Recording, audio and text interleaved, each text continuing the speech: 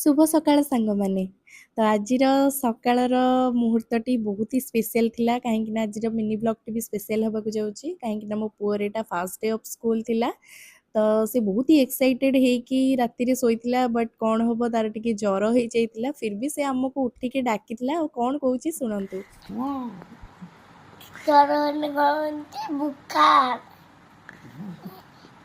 କୁଆଡ଼େ ଯିବ ତମେ?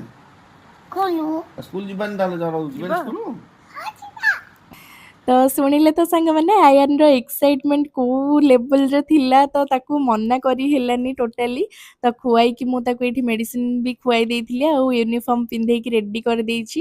ଜାଣିପାରୁଥିବେ ମା ମନ ଟୋଟାଲି ବୁଝେନି କ'ଣ କରିବା। ଆଉ ତାର ଫାର୍ଷ୍ଟ ଡେ ଅଫ୍ ସ୍କୁଲ ଯେହେତୁ ଥିଲା ସେ ରାତିରେ ବି ବହୁତ ଲେଟ୍ରେ ଶୋଇଥିଲା କିନ୍ତୁ ଜଲ୍ଦି ବି ଉଠି ପଡ଼ିଥିଲା ଯିବା ପାଇଁ ସ୍କୁଲ। ତ ଏଇଠି ସମସ୍ତଙ୍କୁ ସେ ପ୍ରଣାମ କରିକି ପଳେଇ ଆସିଛି ଆଉ ଆଈକୁ ତାର ଟାଟା କରିଦେଉଥିଲା।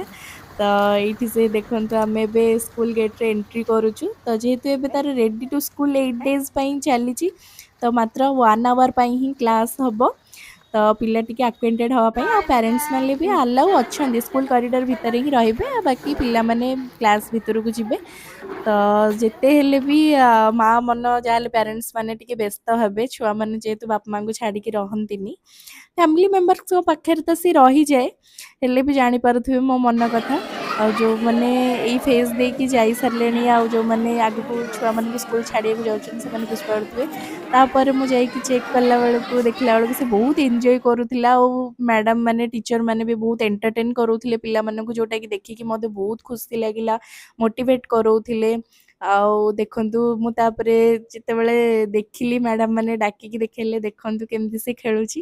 ତ ମୋତେ ଏତେ ଖୁସି ଲାଗିଥିଲା କୁହନ୍ତୁନି କାହିଁକିନା ବହୁତ ଖୁସି ଲାଗେ କି ସେ ବହୁତ ଏନ୍ଜୟ କରୁଥିଲା ପାର୍ଟିସିପେଟ୍ କରୁଥିଲା ଆଉ ଟୋଟାଲି ବଦମାସି କରୁନଥିଲା। ସେଇଟା ଦେଖିକି ମୋତେ ଟିକେ ଆଶ୍ଚର୍ଯ୍ୟ ଲାଗିଲା। ଆଉ ତାପରେ ତାଙ୍କର 9ଟାରେ କ୍ଲାସ୍ ସରିଗଲା ଆମେ ତାକୁ ଏଇଠି ଆଣିଥିଲୁ। ଦେଖନ୍ତୁ ଏଇଠି ତାଙ୍କର କରିଡର ଭିତରେ ଗୋଟେ ଛୋଟ ପାର୍କ ହେଇଛି। ତ ସେଇଠି ପିଲାମାନେ ସମସ୍ତେ ଖେଳିବାକୁ ଏକ୍ସାଇଟେଡ୍ ଥିଲେ।